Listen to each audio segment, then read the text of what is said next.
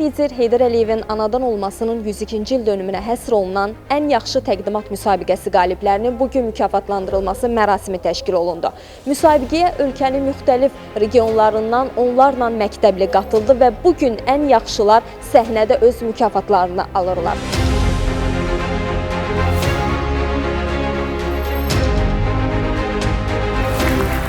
Elm və Təhsil Nazirliyi olaraq müxtəlif istiqamətdə fəaliyyətimizlə çalışırıq ki, müasir bilik və bacarıqlara yiyələnmiş gənclik ilə yanaşı, həmçinin milli dəyərlərini unutmayan, Azərbaycanlı kimliyini unutmayan, Azərbaycan dilində səlist və doğru bir şəkildə danışan bir nəsil yetişdirək.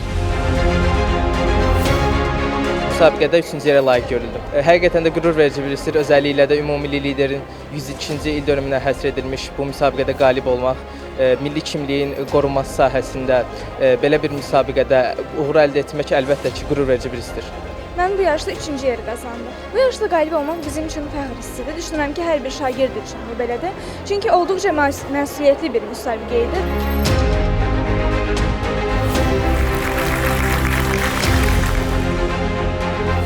Bugün bu müsabiqədə Respublika birinciliyi əldə eləmişəm. Bu müsabiqəyə qatılmaqda əsas hədəfim nitqimi inkişaf etdirmək, eyni zamanda Ulu Öndər Heydər Əli Əliyevin həyatını daha dərindən öyrənməkdir.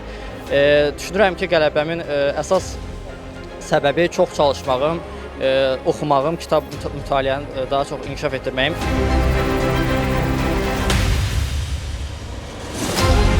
Ümumiyyətlə, mənim üçün çox böyük qürur hissidir, çox böyük fəxr hissidir ki, Ulu Öndər Heydər Əliyev haqqında, onun zəngin dövlətçilik irsi, həyatı, fəaliyyəti haqqında çoxlu məlumatlar əldə etdim və əldə etmiş olduğum bu məlumatlar əsasında ən yaxşı təqdimat müsabiqəsində birinci yerə layiq görüldüm. Öz bacarıqlarımı başqalarına, münsiflərə təqdim etmək şansını gördükdən sonra mən daha da bir həvəsləndim və ikinci tura keçdikdən sonra daha yaxşı hazırlaşdım. Bunun nəticəsində ikinci yerə layiq görüldüm və bu gün burada mükafatlandırmada iştirak etdim.